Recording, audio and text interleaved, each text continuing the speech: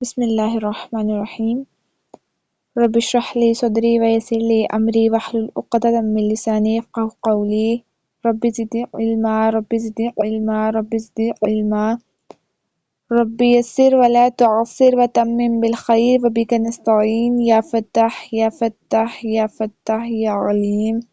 السلام علیکم ورحمۃ اللہ وبرکاتہ۔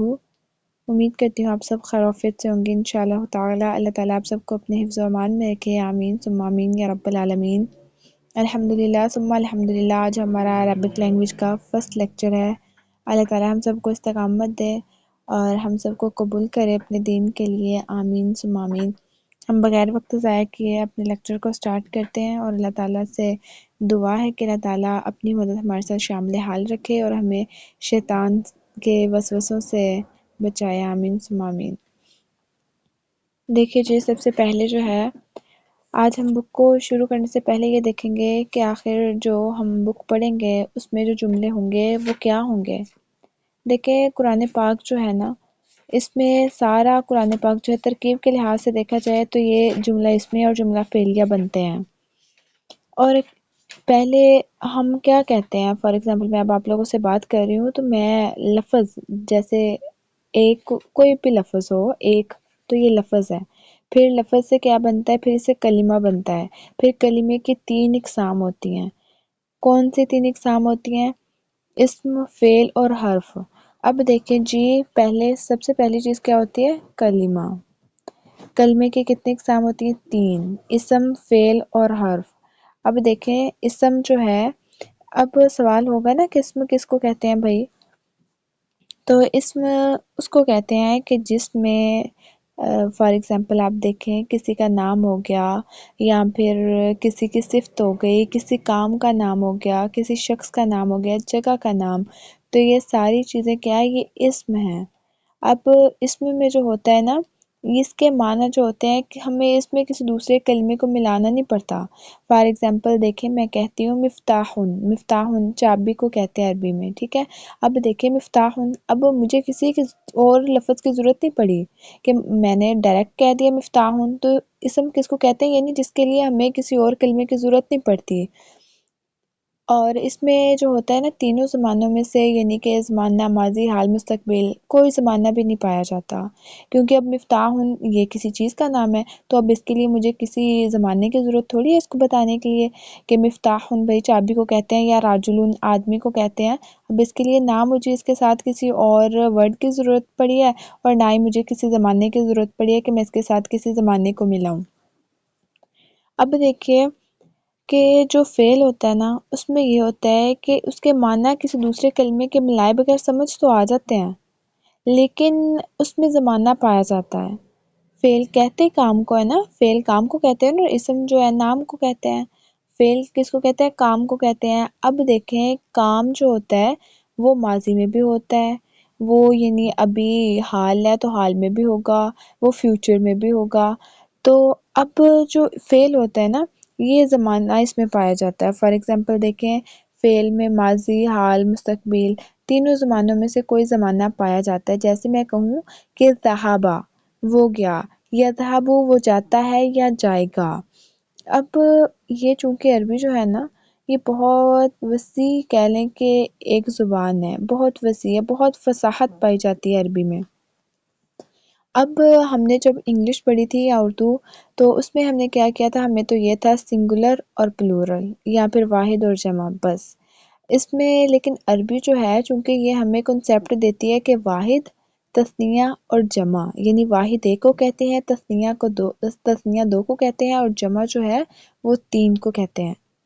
اب دیکھیں واحد جو ہے نا، یعنی ایک کوئی بھی ایک چیز ہو، جیسے آپ کہہ لیں قلم، یہ کیا ہے؟ یہ واحد ہے، ایک ہے۔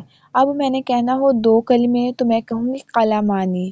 اب میں نے کہنا ہو کہ 3 یا 3 سے زائد ہے، کیونکہ 2 جو ہے نا وہ صرف تثنیہ کو ہی کہتے ہیں، اگر وہ 3 بھی ہو جائیں گے تب وہ جمع میں ہی ایڈ ہو جائیں گے۔ تو اب جمع 3 ہے تو اس کو کیا کہیں گے؟ 3 سے زیادہ تو اس کو کہیں گے اقلامن، ٹھیک ہے؟ یعنی کہ اس میں جو ہے نا فعل میں زمانہ پایا جاتا ہے۔ فار ایگزامپل میں کہوں ذہبا وہ گیا، یذہب یا وہ جاتا ہے۔ اب جو میں بتا رہی تھی کہ ماضی اور مضارع، اور اس میں یہ ہوتا ہے کہ ماضی کے لیے جو ہوتا ہے یعنی جیسے کہ ہم نے انگلش اور اردو میں پڑھا، ماضی کے لیے ویسے استعمال ہوتا ہے، لیکن اس میں حال کے لیے اور مستقبل کے لیے مضارع استعمال ہوتا ہے۔ یعنی یہ مضارع جو ہوتا ہے نا، اس میں کسی یعنی وہ موجودہ وقت کے بارے میں بتاتا ہے یا پھر آنے والے وقت کے بارے میں۔ دیکھیں ماضی، مضارع، ٹھیک ہے، اور مضارع، اب آپ نے ان دونوں کو اپنے ذہن میں رکھنا ہے، اور اگر تیسری کوئی چیز زیادہ آئے گی نا تو وہ امر آئے گی، اور فعل جو ہے نا یہ یعنی امر جو ہے یہ فعل کی قسم ہے۔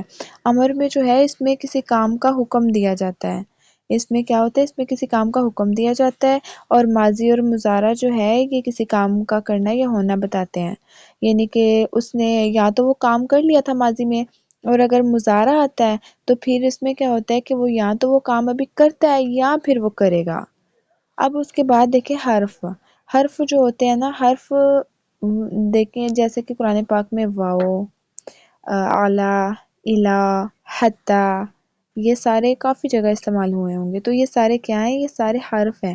یعنی یہ حرف جو ہوتے ہیں نا، اس کے معنی کسی دوسرے کلمے کے ملائے بغیر یعنی اسم یا فعل جب تک اس کے ساتھ نہیں نہ ملے گا، اس کے معنی سمجھ ہی نہیں آ سکتے۔ اب آپ لے لیں، میں کہوں پر، اب آپ کہیں گے کیا پر بھائی، کچھ آگے کوئی اسم لگائیں، کوئی فعل لگائیں تبھی تو ہمیں بات سمجھ میں آئے گی۔ تو سیم کنسیپٹ یہی ہے، یا مطلب عربی میں بھی اس کا ہے کہ جب تک میں ان کے ساتھ کچھ نہیں لگاؤں گی تو اس کے معنی سمجھ میں نہیں آئیں گے۔ فار ایگزامپل میں کہوں دخل عمر فی المسجد، میں اب کہتے رہوں کہ فی میں، اب آپ کہیں گے کیا میں کچھ آگے کوئی جملہ بولے تبھی تو ہمیں سمجھ آئے گی۔ پھر میں نے کہا کہ دخل عمر فی المسجد، کہ داخل ہوا عمر مسجد میں۔ اب آپ کو سمجھ آ رہی ہے کہ میں نے اس کے ساتھ جب فعل لگایا یا اسم لگایا اس کے آگے پیچھے تو اس کے معنی بھی ہمیں سمجھ میں آ گئے، لیکن اگر میں کہتی رہتی کہ میں تو یا فی تو آپ کہتی بھئی ہمیں نہیں سمجھ آ رہی کہ آپ کیا کہنا چاہ رہی ہیں۔ تو اسی طرح حروف جو ہوتے ہیں ان کا کام یہ ہوتا ہے کہ یہ کہہ لیں کہ ربط کا کام دیتے ہیں، لفظوں کو ملانے کا کام دیتے ہیں۔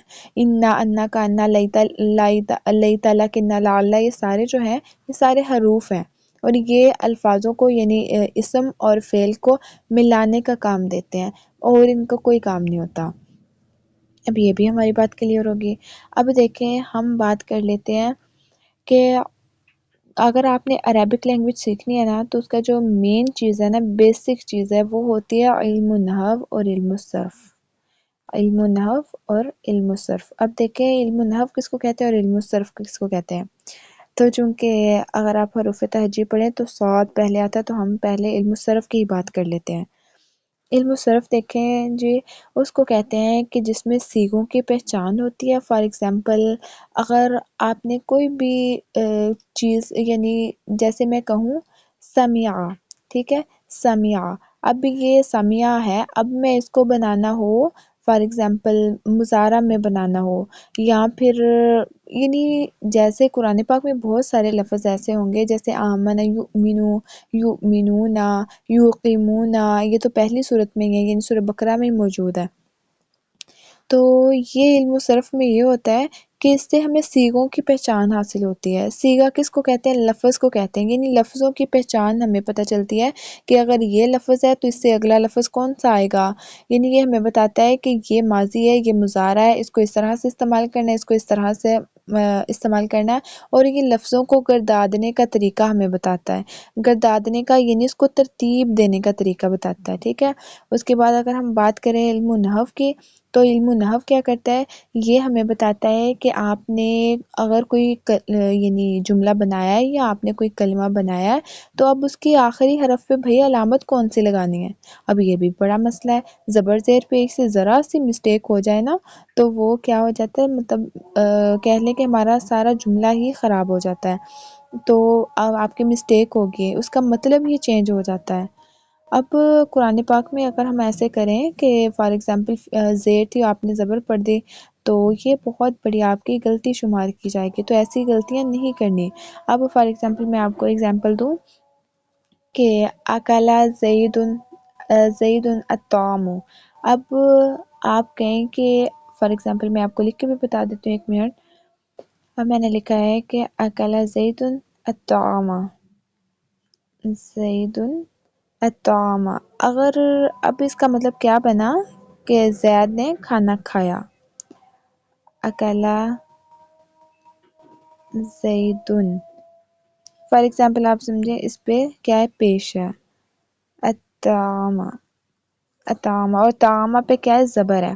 اب اگر میں کہوں کہ اکلا زید الطعام، ویسے تو اگر میں کہوں اکلا زید الطعام جیسے کہ لکھا ہوا تو یہ جملہ بالکل ٹھیک ہے کہ زید نے کیا کیا کھانے کو کھایا. لیکن اگر میں کہہ دوں کہ اکلا زید الطعام کہ زید نے کھانے نے کیا کیا زید کو کھایا، تو یہ تو مطلب ہی چینج ہو گیا. تو دیکھیں نا کہ کتنا فرق پڑتا ہے کہ ایک زبر زیر پیش بھی غلط ہو جائے تو مطلب چینج ہو جاتا ہے. اسی طرح قرآن پاک میں بھی ہے، اگر آپ ایک بھی مطلب چینج کریں گے نا، ایک یعنی سوری زبر زیر یا حرکات کو چینج کریں گے نا، نہ پڑھیں گی یا چینج کر دیا ایکسچینج کر دیا، تو وہ کیا ہوگا، وہ آپ کی غلطی ہوگی. اور اسی لیے کہتے ہیں کہ ہمیں جو ہے عربی لینگویج کا سیکھنا ہمارے لیے بہت زیادہ ضروری ہے.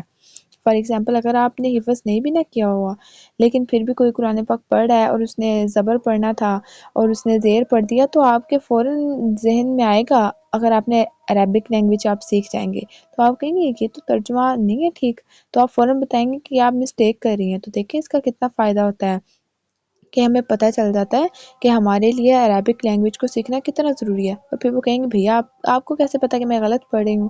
اور کبھی ایسا ہوتا ہے انسان کو نہیں پتہ چلتا کہ وہ زبر کی جگہ زیر پڑھ دیتا ہے، تو پھر آپ کہیں گے کہ میں حافظہ تو نہیں ہوں، چونکہ میں نے عربک لینگویج کورس کیا ہوا ہے، میں عربی کو جانتی ہوں، تو مجھے پتہ چل گیا کہ یہ آپ نے جو پڑھا ہے اس کا مطلب ہی غلط بن رہا ہے. تو یہ آپ کو پھر اسی لیے کہتے ہیں نا قرآن پاک انسانوں پہ کیا کرتا ہے، لعنت کرتا ہے. کیوں؟ کیونکہ ہم اس کے ایک تو قواعد کے لحاظ سے اس کا خیال نہیں رکھتے. چلے وہ قواعد تجوید کے لحاظ سے وہ تو ایک الگ بات ہے، لیکن زبر زیر پیش کو ایکسچینج کر دینا یہ بھی ہم پہ پھر وہ ظاہری بات ہے، جب مطلب بدل گیا تو پھر یہ گناہ ہوگا ہم پہ. اب دیکھیں آج ہم اپنا فرسٹ لیسن سٹارٹ کرتے ہیں. ویڈیو تھوڑی سی لمبی ہو جائے گی، اس کے لیے معذرت، لیکن انشاءاللہ تعالی کوشش کرتے ہیں ہم. دیکھیں جی بک سے الواحدۃ اولا التحیۃ والتعارف. اب دیکھیں جی الواحدۃ، الواحدۃ آپ کہیں گے واحدۃ اولا، اولا کیوں؟ اول بھی تو آ سکتا تھا نا. الواحدۃ، الواحد کا مطلب کیا ہوتا ہے پہلا.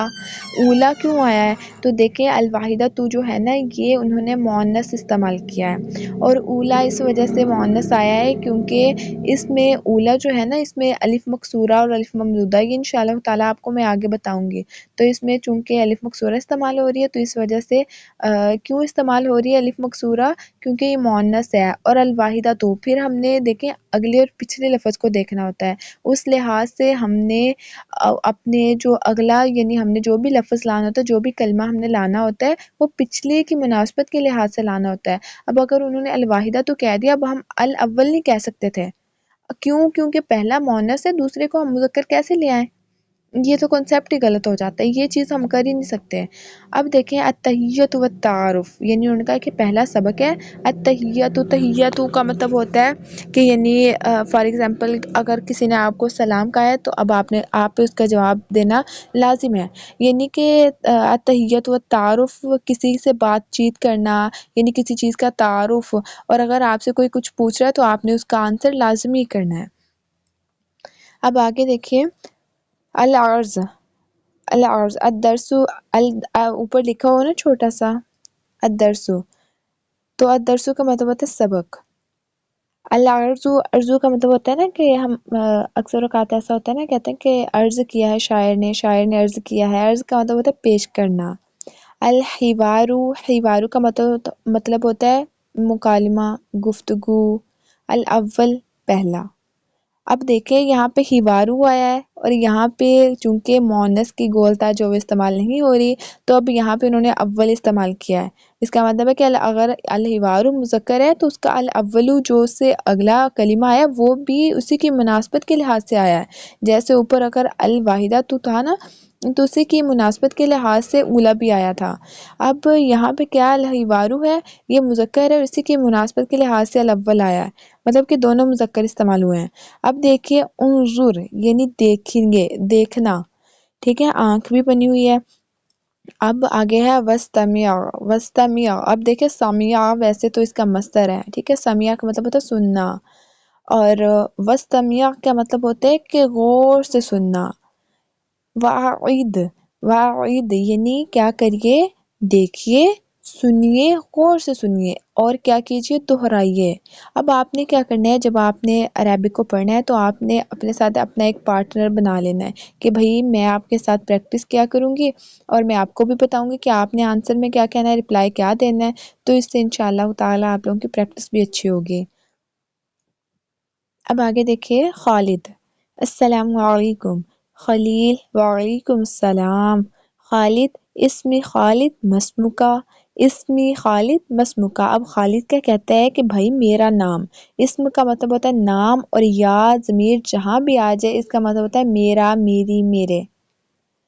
اسمی خالد یعنی وہ کہہ رہا ہے کہ میرا نام خالد ہے، مسمو کا، اب ماں جو ہے نا یہ ماں کئی طریقے سے استعمال ہوتا ہے، اب لیکن یہاں پہ ماں استفہامیہ ہے، استفہام کا مطلب ہوتا ہے سوال کرنا، تو یہ آپ نے ذہن میں رکھنا ہے، ٹھیک ہے، جو چیزیں بتاؤں گی صرف اتنا ہی، اس سے آگے جانے کی ضرورت نہیں ہے، کیونکہ اگر آپ اس سے آگے جانے کی کوشش کریں گی نا کہ اور کس طرح سے استعمال ہوتا ہے اور کیوں استعمال ہوتا ہے، تو پھر آپ کیونکہ ابھی آپ لوگوں کو عربک جو ہے گرامر نہیں پڑھائی جا رہی، صرف کہہ لیں کہ تھوڑا سا انٹروڈکشن دیا جا رہا ہے، اور میں چاہ رہی ہوں کسی کتاب کو پڑھتے پڑھتے آپ لوگوں کے مائنڈ میں یہ کنسیپٹ کلیئر ہو جائے، اور جب آپ لوگ گرامر پڑھیں تو آپ لوگوں کے لیے بہت آسانی ہو۔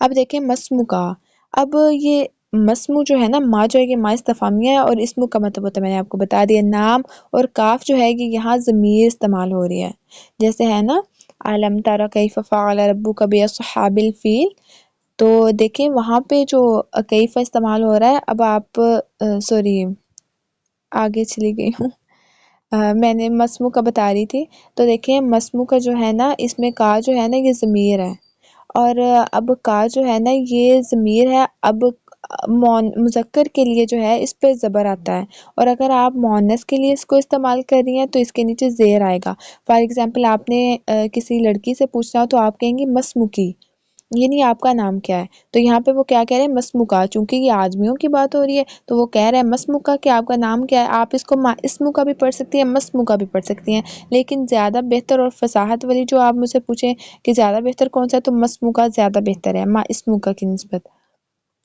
اب آگے دیکھیں خلیل کیا کہہ رہا ہے کہ اسمی خلیل، یعنی وہ کہہ رہا ہے کہ میرا نام خلیل ہے، اسم میں آپ کو بتایا نام کو کہتے ہیں، اور یا چھوٹی ضمیر اس کا مطلب ہوتا ہے میرا، میری، میرے، اسمی خلیل میرا نام خلیل ہے۔ اب خالد کہہ رہا ہے کیف حالک، کیفا، کیفا اوپر میں نے اگزامپل دے دی، یہاں دینی تھی جیسے سورۃ فیل میں ہے نا کہ علم تری کیف فعل ربک باصحاب الفیل، تو وہاں پہ کیفا استعمال ہوا ہے نا، تو کیا اس کا مطلب ہے کہ کیا آپ نے دیکھا نہیں ہے کہ اللہ تعالیٰ نے کیا کیا ہاتھی والوں کے ساتھ، تو یہ دیکھیں کیفا کا مطلب پھر ہمیں سمجھ آ گئی نا کہ کیا کیا کیا ہے نا، کیا آپ نے دیکھا نہیں ہے، تو اب دیکھیں کیفا کا مطلب ہوتا ہے کیا، حالو حال، کا آپ کا، میں نے کہا یہ ضمیر ہے، ٹھیک ہے، کا اگر زبر ہو تو مذکر کے لیے، زیر ہو تو مؤنث کے لیے، اس کنسیپٹ کو ادھر ہی کلیئر کیجیے گا۔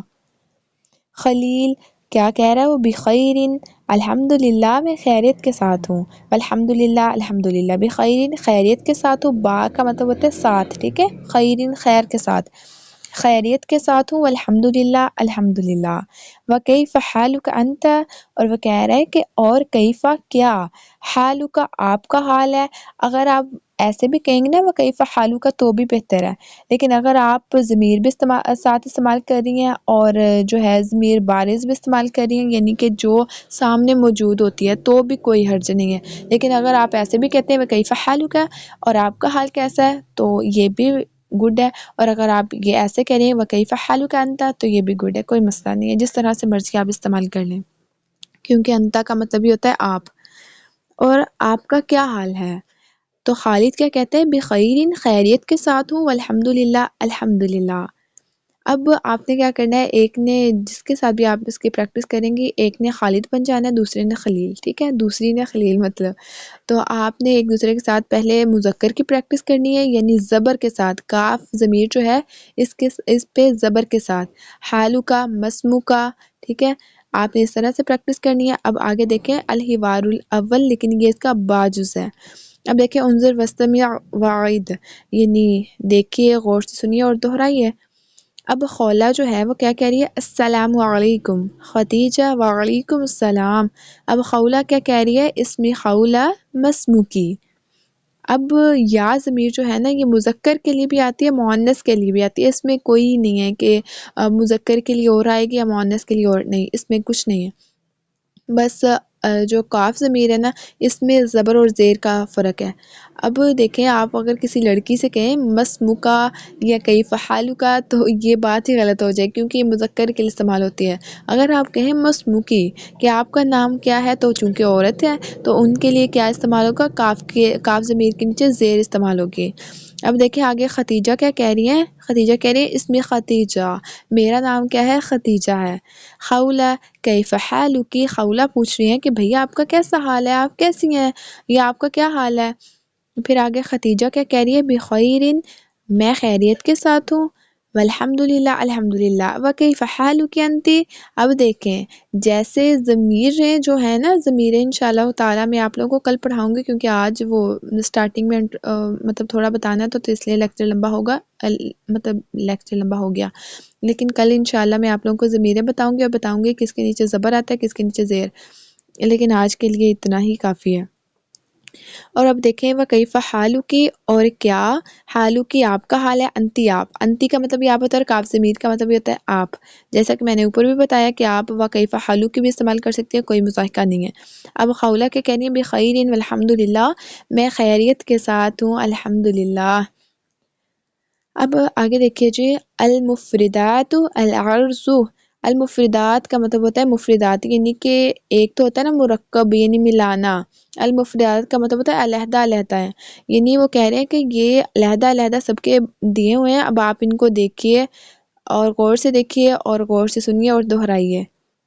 دیکھیں کیف حالک، دونوں آدمی بیٹھے ہوئے ہیں تو ان کے لیے استعمال کیا جا رہا ہے کیف حالک کہ آپ کا حال کیا ہے، نیچے عورتیں ہیں تو ان کے لیے کاف ضمیر جو ہے مؤنث کے لیے استعمال ہوتی ہے، اور آگے دیکھیں عورتیں ہیں تو انتی استعمال ہو رہا ہے، مرد ہیں ان کے لیے انت استعمال ہو رہا ہے، کیونکہ میں نے آپ کو بتایا ہے جو مرد ہے ان کے لیے زبر استعمال ہوتا ہے، ضمیر کوئی بھی ہو۔ اور پھر دیکھیں مسمو کا، آپ کا نام کیا ہے، تو یہاں پہ بھی کاف ضمیر جو ہے اس پہ زبر آ رہا ہے، کیونکہ وہ مردوں کے لیے استعمال ہو رہا ہے۔ پھر نیچے عورتیں بنی ہوئی ہیں ان کے لیے مسمو کی مؤنث ہے، اس لیے کاف ضمیر استعمال ہو رہی ہے مؤنث کے لیے، یعنی زیر کے ساتھ۔ آگے دیکھیے تدریب، صل بین العبارت والصورت المناسبہ، یعنی تدریب وہ کہہ رہے ہیں کہ صل ملائیے، بین درمیان میں، العبارت عبارتوں کو، والصورتی صورت یعنی تصویر کو، مناسبتی یعنی مناسب، یعنی وہ کہہ رہے ہیں کہ عبارتوں کو جو ہے وہ ملائیے مناسب تصویروں کے ساتھ۔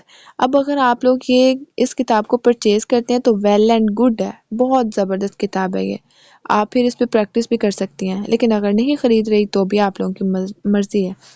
اب دیکھیں مسموکا، اب آپ نے ان کو ملانا ہے، یعنی مسموکا یہ چونکہ آدمیوں کے لیے ہے تو اس کو آپ آدمیوں والے جو ہے بنا ہوا ہے باکس سا، اس میں وہ دو لڑکے بنے ہوئے ہیں تو آپ اس کے ساتھ ملائیں گے۔ اگر مسموکی ہے تو آپ اس کو، یہ آپ لوگوں کا ہوم ورک ہے، آپ لوگوں نے خود کرنا ہے۔ آگے دیکھیے تدریب عجب، یعنی وہ کہہ رہے ہیں کہ یہ تدریب ثانی ہے اور آپ کیا کیجیے عاجب، یعنی ان کے جوابات دیجیے۔ یہ آپ لوگوں نے لکھ کے اپنے ہوم ورک کے ساتھ بھیجنا ہے کہ السلام علیکم، وعلیکم السلام، پھر آپ نے کیف حالک جیسے یہاں پہ لکھا ہو سیم ایسے ہی لکھا ہے، پھر آپ نے جواب دینا ہے کیف حالک ہے تو غور رکھیے گا، غور کیجیے گا کہ کیف حالک ہے تو آپ اس میں کیا لکھیں گی، انا بخیر والحمدللہ، اور یہ آپ نے دھیان رکھنا ہے مذکر کے لیے مؤنث کے لیے، اور یہ ساتھ لکھنا بھی ہے، کیف حالک لکھیں گی تو آپ نے ساتھ لکھنا ہے کہ مذکر کے لیے یا مؤنث کے لیے۔ پھر نیچے دیکھیں السلام علیکم، السلام علیکم، کیف حالک، انہوں نے نا آمنے سامنے دیے ہوئے ہیں تو پہلا دیکھیں السلام علیکم اور کیف حالک، اور دوسرا دیکھیں مسمو کا، اور انہوں نے کہا کہ آپ کا نام کیا ہے مذکر کے لیے، تو اسمی خالد یا جو بھی آپ نام لکھنا چاہیں۔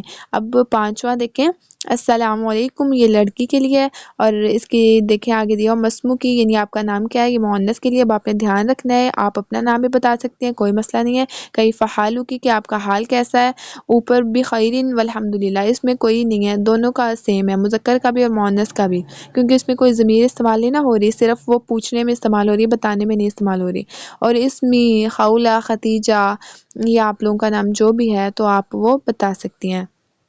ہوم ورک آپ لوگوں کا یہی ہے کہ آپ لوگوں نے جو یہ نہیں پڑھا ہے، جیسے کہ سوالات دیے ہوئے ہیں، ایسے ہی آپ نے پہلے مذکر کا پوری ڈیٹیل کے ساتھ ایک سائڈ پہ لکھنا ہے، یا پھر آپ اوپر نیچے بھی لکھ سکتی ہیں، کوئی مسئلہ نہیں ہے۔